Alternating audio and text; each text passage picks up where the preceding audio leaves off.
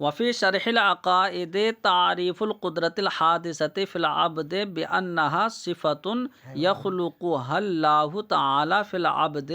عند قصده اکتساب الفعل مع سلامت الاسباب والآلات۔ تو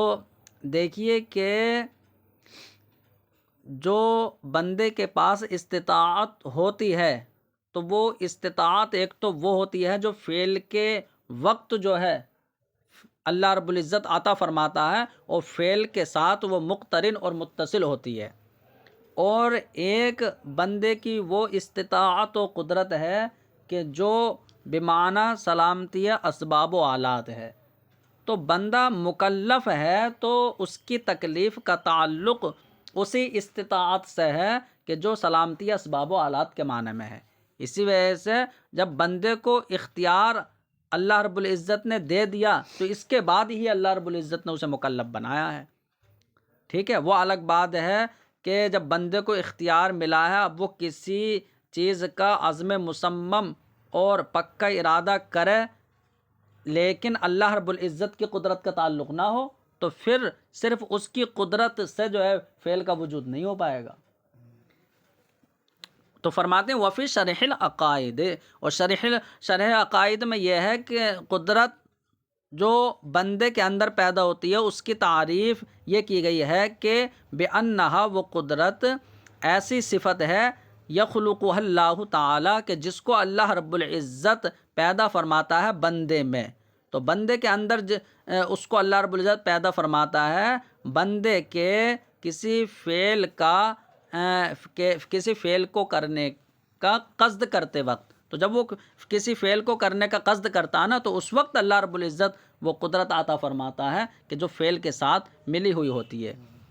مع سلامت الاسباب والآلات، اور ساتھ ساتھ اس بندے کے اسباب و آلات وہ سلامت ہو، کیونکہ یہی تکلیف کا مدار ہے۔ وبہذا یظہر، اور اس سے یہ ظاہر ہو جاتا ہے کہ ان مناط التکلیف بعد خلق الاختیار للعبد، کہ تکلیف کا تعلق اور مدار وہ بندے کو بندے کے لیے اختیار پیدا کرنے کے بعد ہے، کہ پہلے بندے کو اختیار دے دیا جاتا ہے۔ ہوا قصدہ الفعل قصدا مصمما طاعتا کانا او معصیہ۔ تو فرماتے ہیں کہ بندے کو اختیار مل جاتا ہے، وہ ہے کیا؟ تو بتا رہے بندے کا اختیار یہ ہے کہ بندے کا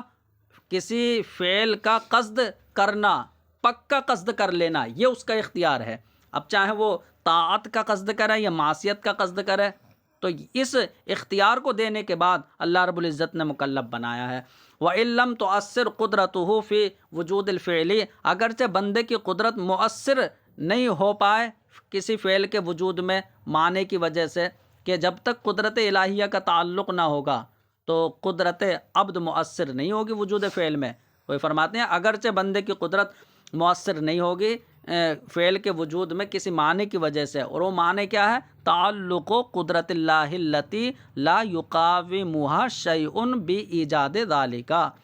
اور وہ معنی اللہ رب العزت کی اس قدرت کا متعلق ہونا ہے کہ جس قدرت کے مقابلے میں کوئی چیز نہیں ہو سکتی اس چیز کو وجود دینے کے لیے، تو اس کے مقابلے میں کوئی چیز نہیں ہے، تو جب تک اس قدرت کا تعلق نہ ہو تو بندے کی قدرت مؤثر نہیں ہوگی۔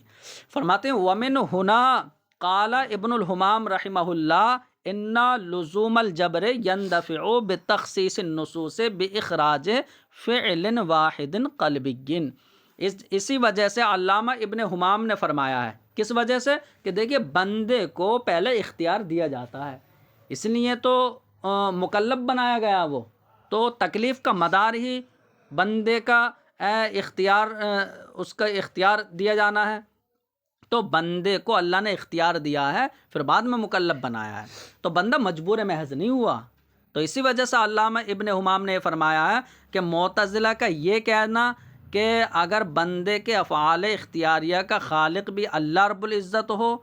تو پھر بندے کے اختیار میں کچھ نہیں، بندہ مجبور محض ہو جائے گا، تو اس لیے ان عمومی آیات میں تخصیص کرنا واجب ہے، اللہ خالق کل شیء اور واللہ خلقکم وما تعملون، ان جیسی آیتوں میں تخصیص کرنا واجب ہے کہ یہ انہی کے ساتھ خاص ہیں کہ جو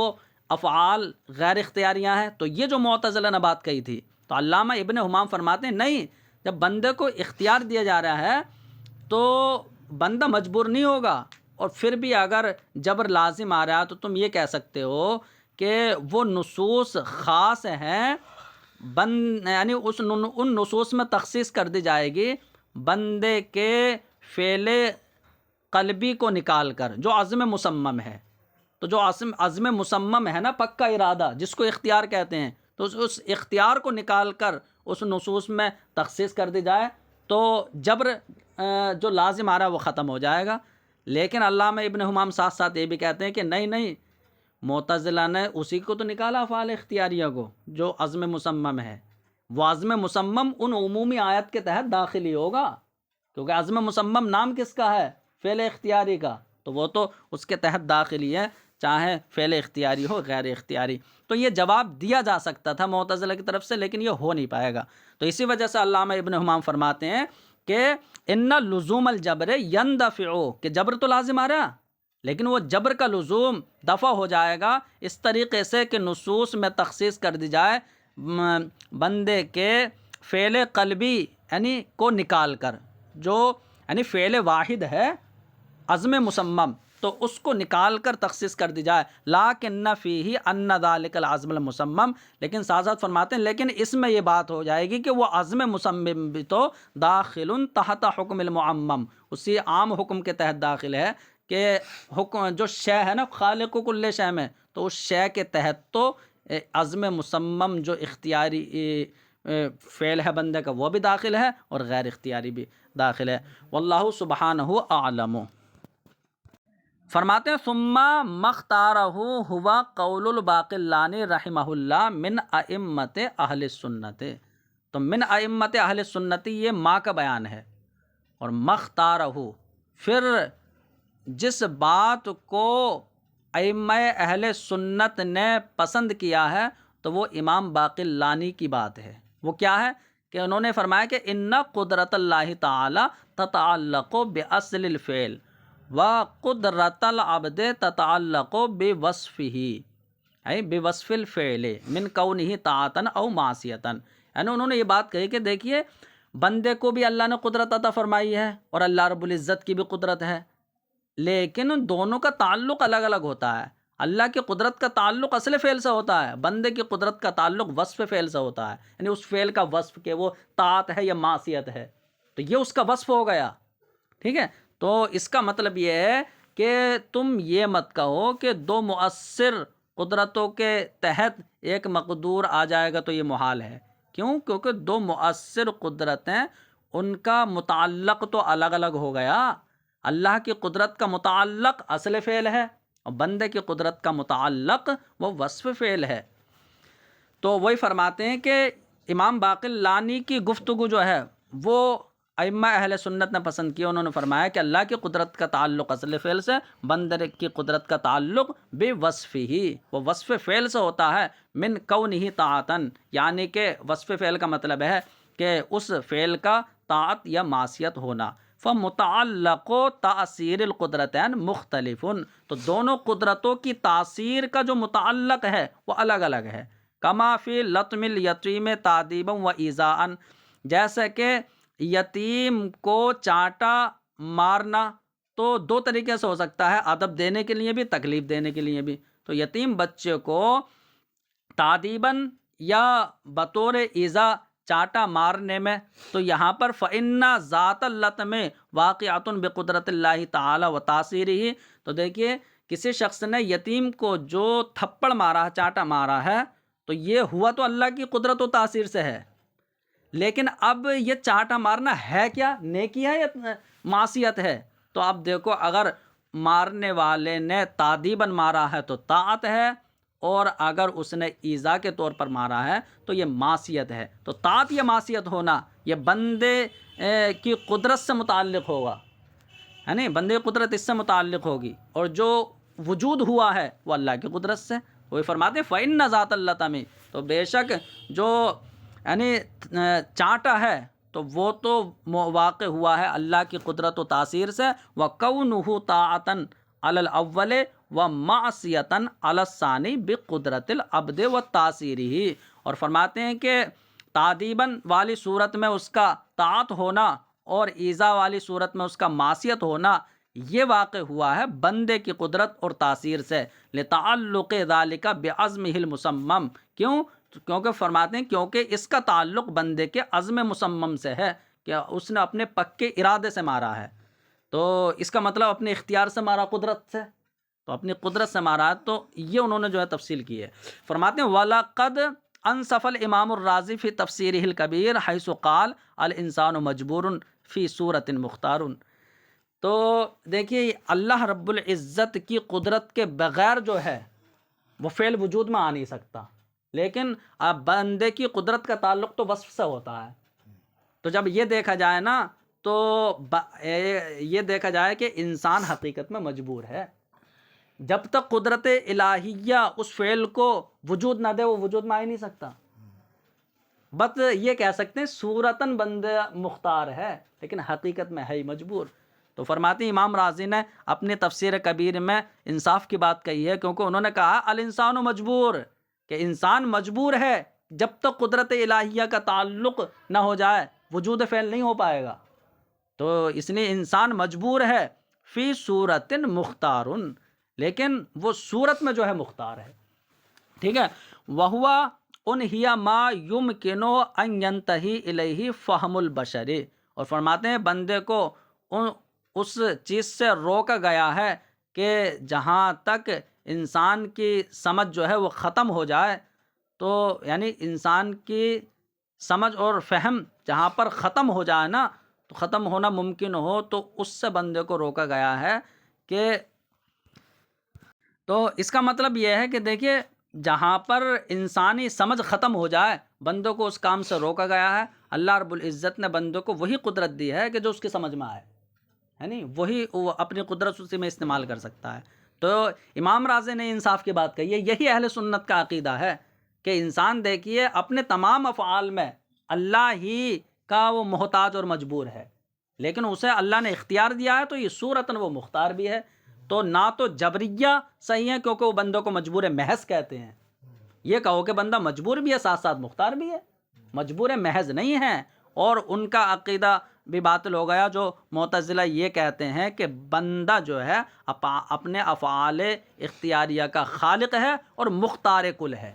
تو نہ تو مختار کل ہے نہ مجبور محض ہے، بلکہ حقیقتاً مجبور ہے، صورت میں مختار ہے۔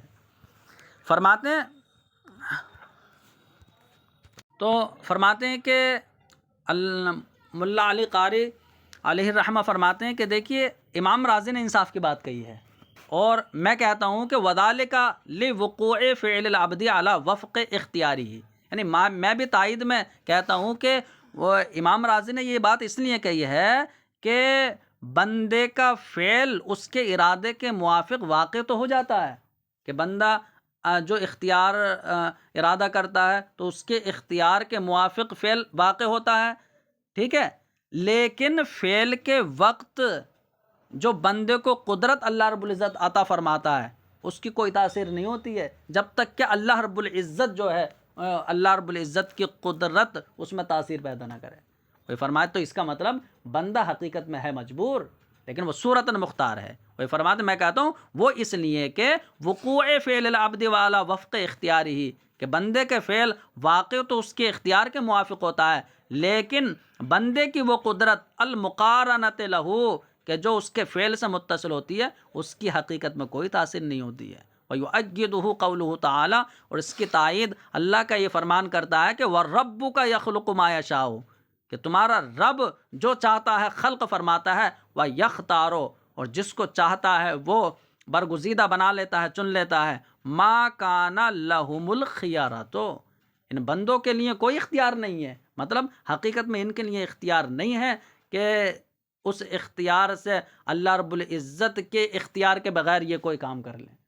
تو ایسے ان کے لیے اختیار نہیں ہے۔ سبحان اللہ و تعالی عما یشرکون، اور اللہ کی ذات پاک اور بالا تر ہے اس سے جو یہ شرک کرتے ہیں۔ فرماتے ہیں وَلِذَا قَالَ بَعْضُ الْعَارِفِينَ لَا تَخْتَرْ فَإِن كُنْتَ لَا بُدَّ أَن تَخْتَارَ فَاخْتَرْ أَلَّا تَخْتَارَ۔ فرماتے ہیں کہ بعض عارفین نے اسی وجہ سے کہہ دیا ہے کہ تو اپنے اختیار کو استعمال نہ کر، خود اپنے اختیار کو استعمال نہ کر، کیونکہ اس میں جب تک اللہ کا اختیار اور ارادہ شامل نہ ہوگا وہ اختیار کام ہی نہیں کرے گا، تو اپنے اختیار کو استعمال نہ کر۔ فَإِن كُنْتَ لَا بُدَّ أَن تَخْتَارَ، تو اگر ایسی صورت ہو کہ تیرا اختیار کرنا ہی ضروری ہو، فَاخْتَر، تو اختیار کر لے، تو اس بات کو اختیار کر کہ اللہ تختارہ، کہ تو خود اپنا اختیار استعمال نہ کرے، پھر بھی تو اس بات کو اختیار کر۔ فرماتے ہیں وَهِيَا كُلُّهَا بِمَشِيَّتِهِ وَعِلْمِهِ، تو یہاں اب گفتگو یہ ہے کہ بندوں کے تمام افعال، خواہ خیر ہو یا شر، یہ تمام اللہ کی مشیت اور اس کے علم اور اس کی قضاء و قدر سے ہوتے ہیں، ٹھیک ہے۔ فرماتے ہیں وہیا کا مرجع ہے افعال العباد، تو بندوں کے افعال، اور کلھا یہ اسی کی تاکید ہے، بندوں کے تمام افعال، تو تمام کا مطلب ہے ای جمیعھا من خیرھا و شرھا، یعنی تمام افعال خواہ شر ہوں یا خیر ہوں، تمام افعال وان کانت مکاسبہم، اگرچہ وہ بندوں کے افعال بندوں ہی کے کسب سے ہوں، وہ تمام کے تمام افعال بمشیتہ ای بارادتہ،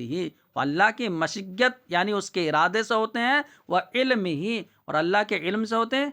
تو علم کا مطلب ای بتعلق علم ہی، یعنی اللہ کے علم کا تعلق ہونے کی وجہ سے ہوتے ہیں، وہ قضاء ہی و قدر ہی، اور اللہ کی قضاء و قدر سے ہوتے ہیں۔ قضاء و قدر کا مطلب ای علی وفق حکم ہی و طبق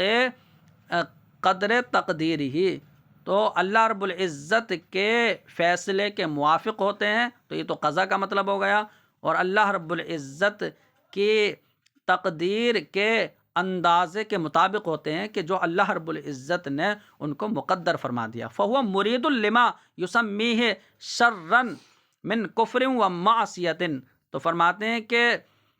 اللہ رب العزت اس کا بھی ارادہ فرماتا ہے کہ جس کو شر جو ہے نام دیا جاتا ہے، تو جس کو شر نام دیا جاتا ہے اللہ رب العزت اس کا بھی ارادہ فرماتا ہے، چاہے وہ کفر کی صورت میں ہو یا معصیت کی صورت میں ہو، جیسے کہ اللہ رب العزت خیر کا ارادہ فرماتا ہے من ایمان و طاعت، اب خیر وہ چاہے ایمان ہو یا کوئی طاعت ہو۔ فرماتے ہیں والطاعات کلھا ای جنسھا بجمیع افرادہ الشامل لواجبھا وندبھا، تو تمام طاعات، تو دیکھیں الطاعات میں جو الف لام ہے نا وہ جنس کا ہے، اس لیے لفظ جنس نکال دے رہے ہیں، ای جنس الطاعات، اور کل جو ہے وہ جمع کرنے کے لیے، تو تمام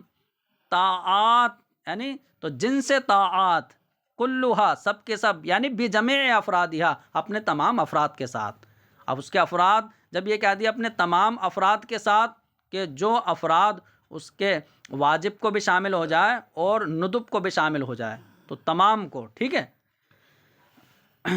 تو کیونکہ کچھ طاعات واجب ہے نا، اور کچھ جو ہے واجب نہیں ہے، وہ مستحب ہے، مستحب میں چاہے سنت ہو یا کچھ بھی ہو، تو فرماتے ہیں کہ تمام طاعات اپنے افراد کے ساتھ، جو افراد کے اس کے واجبات اور ندب تمام کو شامل ہوں، ما کانت ای قلیلتن او کثیرتن، تو فرماتے ہیں کہ وہ کچھ بھی ہو، چاہے کم ہو یا زیادہ ہو، واجبتن ای ثابتتن بامر اللہ تعالی، تو یہ جو ہے خبر ہے۔ والطاعات کلھا ما کانت، تمام طاعتیں چاہے کیسی ہوں وہ تمام اللہ کے امر سے ثابت ہوتی ہیں، تو مطلب اللہ کے امر سے کا مطلب ای باقامتھا فی الجملۃ حیث قال اللہ تعالی واطیعوا اللہ واطیعوا الرسول، یعنی کہ وہ اجتماعی صورت میں اللہ رب العزت کے قائم کرنے سے ثابت ہوتی ہیں، ٹھیک ہے۔ تو فی الجملہ وہ اللہ کے قائم کرنے سے ہی جو ہے ثابت ہوتی ہیں، کیونکہ اللہ کا فرمان ہے تم اللہ کی اطاعت کرو اور رسول کی اطاعت کرو۔ وَبِمَحَبَّتِهِ، اور اللہ رب العزت کے پسند کرنے کی وجہ سے ہوتی ہیں، تو اللہ کا امر بھی ہوتا ہے، اور اللہ رب العزت کی محبت یعنی پسند بھی اس میں شامل ہوتی ہے، کیونکہ اللہ کا فرمان ہے فَإِنَّ اللَّهَ يُحِبُّ الْمُتَّقِينَ، کہ اللہ پرہیزگاروں کو محبوب رکھتا ہے، واللہ يُحِبُّ الْمُحْسِنِينَ، اور احسان کرنے والوں کو اللہ محبوب رکھتا ہے، وَيُحِبُّ الْمُتَطَهِّرِينَ، اور پاکی حاصل کرنے والوں کو اللہ محبوب رکھتا ہے، وَبِرَضَائِهِ، اور تمام افعال یہ اللہ کی رضامندی سے ہوتے ہیں، کیونکہ تمام طاعات ہیں نا تو نیکیاں ہیں، کیونکہ اللہ رب العزت مومنین کے حق میں فرماتا ہے رضی اللہ عنہم ورضوا عنہ، اللہ ان سے راضی ہوا، وہ اللہ سے راضی ہے۔ تو وعلمہ، اور اللہ رب العزت کے علم سے تمام نیکیاں ہوتی ہیں، مطلب ای لتعلق علمہ سابقا فی عالم الشہود وتحققہ لاحقا فی عالم الوجود۔ تو اس کا مطلب یہ ہے کہ دیکھیے اللہ رب العزت تو عالم شہود میں پہلے ہی اللہ رب العزت جانتا ہے انہیں، اگرچہ وجود نہیں ہوا ہے تو، اور جب وجود ہو گیا ان کو عالم وجود میں وہ آ گئی تو تب بھی جو ہے اللہ رب العزت کو علم ہے۔ تو اللہ رب العزت کا جو علم سابق ہے وہ بھی متعلق ہے، اور وجود میں آنے کے بعد جو اللہ کا علم لاحق ہے وہ بھی جو ہے متعلق ہے۔ وہ فرماتے ہیں اللہ کے علم سے یہ تمام نیکیاں ہوتی ہیں، ای لتعلق علمہ سابقا فی عالم الشہود، یعنی اللہ رب العزت کے علم سابق کا بھی تعلق ہوتا ہے کہ جو تعلق عالم شہود میں ہے، وتحققہ لاحقا فی عالم الوجود، اور اللہ رب العزت کے علم لاحق کے تحقق کی وجہ سے ہوتا ہے کہ جو علم لاحق عالم وجود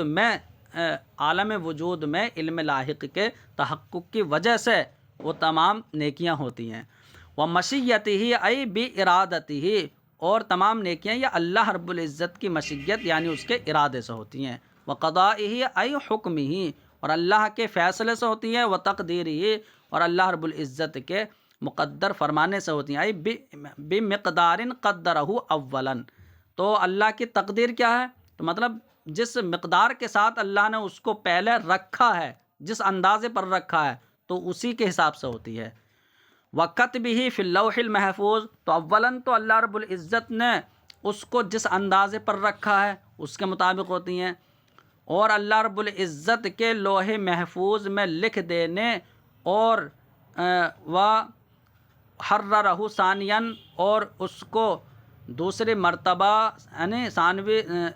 دوسری مرتبہ میں اللہ نے جو تحریر فرما دیا ہے تو پھر وہ اس کے حساب سے تمام نیکیاں ہوتی ہیں۔ تو اولاً تو اللہ رب العزت نے ان کو مقدر کر دیا ہے، ٹھیک ہے، تو بمقدارن یہاں سے تعلق ہے دیکھو سب کا اللہ کی تقدیر سے، تو تقدیر کا مطلب یعنی اس مقدار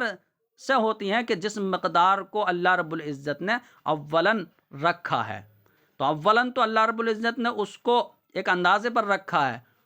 وَكَتَبَهُ فِي اللَّوْحِ الْمَحْفُوظِ وَحَرَّرَهُ ثَانِيًا، یہ پڑھیں سے، اور اس کو اللہ رب العزت نے لوح محفوظ میں لکھ دیا اور اس کو جو ہے تحریر فرما دیا، یہ ثانوی درجہ ہو گیا۔ وَأَظْهَرَهُ فِي عَالَمِ الْكَوْنِ وَقَرَّرَهُ ثَالِثًا، اور پھر اس کو اللہ رب العزت نے اس عالم کون عالم وجود میں اللہ نے ظاہر فرما دیا اور اس کو برقرار رکھ دیا، یہ تیسری مرتبہ میں ہوا۔ ثُمَّ يُجْزِيهِ جَزَاءً وَافِيًا فِي عَالَمِ الْعُقْبَى رَابِعًا، پھر چوتھی مرتبہ یہ ہوگا کہ پھر اللہ رب العزت اس کا پورا بدلہ دے گا عالم اخری میں، تو عالم عقبہ میں پورا بدلہ ہوگا، یہ جو ہے چوتھا درجہ ہے۔ تو پہلا درجہ کیا ہوا؟ اللہ نے ایک اندازے پر اس کو رکھا۔ دوسرا درجہ کیا ہے کہ لوح محفوظ میں اس کو تحریر کر دیا۔ تیسرا اس کا درجہ کیا ہے کہ عالم کون و فساد یعنی عالم وجود میں ظاہر کر دیا، ثابت کر دیا۔ پھر جو ہے جب آخرت قائم ہوگی تو اس میں پورا بدلہ دے گا، یہ چوتھا درجہ ہے۔ تو دیکھیے کہ تمام گناہ چاہے چھوٹے و بڑے یہ اللہ کے علم اور قضا اور اس کی تقدیر اور مشیت سے ہوتے ہیں۔ تو اللہ کے علم کا تعلق ہوتا ہے قضا و قدر کا، اور اللہ کے مشیت و ارادے سے تو ہوتے ہیں تمام گناہ، کیونکہ اگر اللہ ان کا ارادہ نہ فرمائے لما وقعت تو پھر وہ وجود میں نہیں آئیں گے، لیکن اللہ کی محبت شامل نہیں ہوتی ہے، کیونکہ اللہ رب العزت کافروں کو پسند نہیں فرماتا، نہ ظالمین کو پسند فرماتا ہے، اور اللہ کی رضامندی بھی شامل نہیں ہوتی، کیونکہ اللہ اپنے بندوں کے لیے کفر سے راضی نہیں ہوتا ہے۔ اور دوسری وجہ یہ ہے کہ کفر جو ہے یہ اس ناراضی کو واجب کرتا ہے کہ جو ناراضی غضب سے بڑھ کر ہے، اور جب ناراضی ہے تو پھر رب تعالیٰ کی رضامندی کیسے ہو سکتی ہے؟ وَهُوَ يُنَافِي رِضَى الرَّبِّ، تو یہ رب کی جو ناراضی ہے یہ رب کی رضامندی کے منافی ہے، المتعلق بالایمان و حسن الادب، کہ جس رضامندی کا تعلق ایمان اور بندے کے حسن ادب سے ہوتا ہے۔ اور اللہ کے امر سے بھی جو ہے یہ گناہ کے کام نہیں ہوتے، کیونکہ اللہ کا فرمان ہے کہ بے شک اللہ گناہوں کا اور فحش کاریوں کا حکم نہیں فرماتا، اور اللہ کا فرمان ہے بے شک اللہ عدل و احسان کا حکم فرماتا ہے، وَإِيتَاءِ ذِي الْقُرْبَى، اور رشتہ داروں کو عطا کرنے کا حکم دیتا ہے کہ انہیں جو ہے دیا جائے، اور اللہ رب العزت برائیوں سے اور ناپسندیدہ چیزوں سے اور بدکاریوں سے اللہ رب العزت جو ہے منع فرماتا، روکتا ہے۔ تو دیکھیے یہاں پر اللہ جس کا حکم فرماتا ہے وہ اچھی چیزیں ہیں، اور جن سے روکتا ہے تو وہ گناہوں کے کام ہیں۔ فن نہیں ضد الامر، تو جہاں پر نہیں ہے وہاں امر نہیں، جہاں امر ہے وہاں نہیں نہیں، تو نہیں یہ امر کی ضد ہے۔ فلا یتصور ان یکون الکفر بالامر، تو فرماتے ہیں کہ یہ متصور ہی نہیں ہو سکتا کہ کفر وہ امر الہی سے ہو،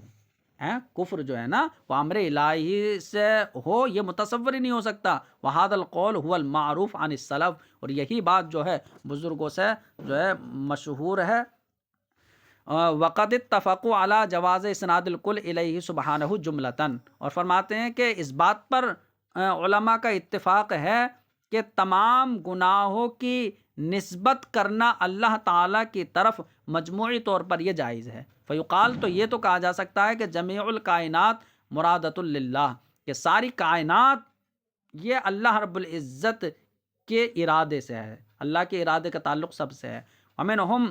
من منع تفصیلا، لیکن فقہا میں سے کچھ حضرات نے تفصیلی طور پر کہنے سے منع فرمایا ہے، یعنی تو انہوں نے کہا کہ لا یقال، یہ نہ کہا جائے کہ انہ یرید الکفر والظلم والفسق، کہ اللہ کفر کا ارادہ کرتا ہے، ظلم کا ارادہ کرتا ہے، فسق کا ارادہ کرتا ہے، کیونکہ جب بندہ یہ کہنا اللہ تو کفر کا ارادہ کرتا ہے، اللہ ظلم کا ارادہ کرتا ہے، تو اس کا مطلب یہ ہے کہ وہ یہ کہنا چاہ رہا ہے کہ اللہ ظالم ہے، ظلم کا ارادہ کرتا ہے، تو کہیں کفر کا وہم نہ ہو جائے،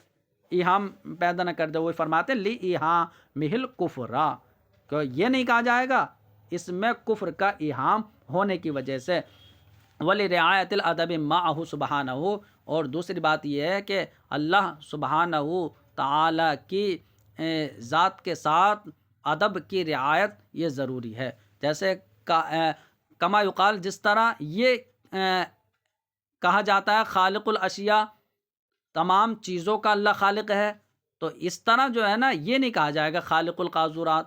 کہ اللہ گندگیوں کا خالق ہے، تو یہ تفصیلی طور پر کہنا منع ہے۔ تو جیسے یہاں پر ہے ایسے تفصیلی طور پر نہیں کہہ سکتے۔ ثم علم ان شارحا حل عبارت الامام علی ان الطاعات والمعاصی مفعولات لیخلق، تو فرماتے ہیں کہ دیکھیے پھر شارح نے، جو شارح عقیدہ طحاویہ، انہوں نے امام اعظم کا جو یہ متن ہے والطاعات کلھا اور والمعاصی کلھا، تو امام اعظم کی اس عبارت کو انہوں نے اس طریقے سے حل فرمایا ہے کہ انہوں نے کہا کہ طاعات اور معاصی یہ دونوں کے دونوں مفعولات لیخلقوا، تو یخلقو یہاں پر نکلے گا مقدر، تو یخلقو کے دو مفعول ہیں، یعنی یخلق الطاعات والمعاصی، کہ اللہ رب العزت طاعات اور معاصی دونوں کا خالق ہے۔ تو یہ انہوں نے اس طریقے سے عبارت حل فرمائی، وَأَنَّ قَوْلَهُ وَاجِبَةٌ خَبْرُ مَا كَانَتْ، تو دیکھو یہاں پر فرماتے ہیں کہ وَأَنَّ قَوْلَهُ وَاجِبَةً خَبْرُ مَا كَانَتْ مَنْدُوبَةً، تو دیکھیے پیچھے تو ہم نے واجبتاً کا کیا مطلب نکالا تھا کہ تمام نیکیاں جیسی بھی ہوں، چھوٹی ہوں یعنی کم ہو یا زیادہ ہوں، وہ تمام اللہ کے حکم سے ثابت ہیں، تو واجبتاً کا مطلب ثابتتاً نکال لیتے ہیں کہ اللہ کے حکم سے وہ ثابت ہیں، ٹھیک ہے۔ لیکن انہوں نے جو امام اعظم کی عبارت کی ترکیب کی ہے نا وہ اس طرح کہ ما کانت مندوبتاً، ٹھیک ہے، ما کانت یہ ہوگا ما کانت مندوبتن، اور واجبتاً جو ہے یہ ما کانت کی خبر ہے، ٹھیک ہے۔ تو اب یعنی ترجمہ ہو جائے گا تمام نیکیاں جو مندوب ہیں، تو تمام طاعت ہیں وہ مندوب ابھی، لیکن اللہ کا حکم جب ہو جائے تو وہ واجب ہو جاتی ہیں، واجبتاً بامر اللہ تعالی۔ تو تمام طاعت جو مندوب ہیں وہ اللہ کے حکم کی وجہ سے، امر کی وجہ سے وہ واجب ہو جاتی ہیں۔ لیکن فرماتے ہیں کہ ہم نے امر کا معنی وہ رکھا کہ جو عام ہے کہ اللہ کے حکم کی وجہ سے، امر کی وجہ سے وہ ثابت ہو جاتی ہیں، اور انہوں نے امر کا معنی وہ خاص لے لیا، تو ہم نے امر کا معنی عمومی رکھا۔ فرماتے ہیں کہ وَالْأَوْلَى مَا قَرَّرْنَا، لیکن بہتر وہی ترکیب ہے جو ہم نے بیان کی ہے، وَعَلَىٰ عُمُومِ مَعْنَى الْأَمْرِ حَرَّرْنَا، اور بہتر یہی ہے کہ امر کے معنی کو عمومی رکھا جائے، ٹھیک ہے، عمومی طور پر جو ہم نے تحریر کیا ہے۔ تو ہم نے یہ کہا کہ اللہ کے امر سے ہی ثابت ہیں وہ، یہاں امر کا معنی وہ نہیں ہے کہ اطیعوا میں جو امر ہے، تو اس کے لیے نہیں۔ فرماتے ہیں والمسألۃ مبسوطۃ فی الوصیۃ، اور یہ اس مسئلے کی تفصیل مکمل وہ کتاب الوصیۃ میں ہے، کیونکہ انہوں نے یہ فرمایا ہے کہ نقر بأن الاعمال ثلاثۃ، کہ ہمارا یہ عقیدہ ہے کہ اعمال تین طرح کے ہوتے ہیں، فریضۃ، کہ کچھ اعمال کا تعلق وہ فرض سے ہے، یعنی وہ فرض ہیں۔ اب فرض عقیدے کے اعتبار سے اور عملی اعتبار دونوں اعتبار سے فرض ہو تو وہ تو فرض ہوگا، یا اس میں یہ کہیں کہ عملی اعتبار سے تو فرض ہے لیکن اعتقادی اعتبار سے نہیں، تو پھر وہ واجب کو بھی شامل ہو جائے گا۔ تو فرماتے ہیں کہ اعمال تین طرح کے ہیں، کہ فرض، تو یعنی کہ فرض وہ ہوگا جو اعتقاد اور عمل دونوں اعتبار سے ہو، یا فرض مراد ہے جو عمل کے اعتبار سے فرض ہو، اعتقاد کے اعتبار سے فرض نہ ہو۔ اگر یہ ہو تو لیشمل الواجبہ، نہیں، یہ واجب کو بھی شامل ہو جائے گا، تو یہ کہا جائے تاکہ واجب کو شامل ہو جائے۔ تو وہ فضیلتن، اور ایک عمل جو ہے وہ فضیلت ہے، تو فرض میں دونوں شامل ہو جائیں گے، اور فضیلت میں یعنی کہ سنت ہو یا مستحب ہو یا نافلہ ہو۔ و معصیتن، اور ایک عمل کا تعلق و معصیت سے، یعنی معصیت ہے اب وہ حرام ہو یا مکروہ ہو۔ تو فرماتے ہیں فالفریضۃ بامر اللہ تعالی، تو جن اعمال کا تعلق فرض سے ہے، یعنی کہ جو اعمال فرض ہیں تو وہ تو اللہ کے امر سے ہوتے ہیں اور اللہ کی مشیت سے ہوتے ہیں، اور اللہ کی محبت بھی شامل ہوتی ہے، اس کی رضامندی بھی، قضا بھی، تقدیر بھی، ارادہ بھی، اللہ کی توفیق بھی ہوتی ہے اور اس کی تخلیق بھی ہوتی ہے۔ مطلب یہ ہے کہ جس کام کو اللہ فرض فرما دیتا ہے یا واجب، تو مطلب یہ ہے کہ ای خلق فعلہ وفق حکمہ، تو اللہ رب العزت اپنے اس فعل کو اپنے فیصلے کے موافق خلق فرماتا ہے۔ تو یہ ماقبل کی ہی تفسیر ہو جائے گی کہ یہاں پر جو ہے یعنی ماقبل کی ہی تفسیر ہو جائے گی کہ جو نیکیاں ہیں وہ اللہ کے حکم سے ہیں، اگر یعنی اور اگر وہ بطور فرض ہیں تو پھر اللہ کے حکم سے ہوں گے وہ۔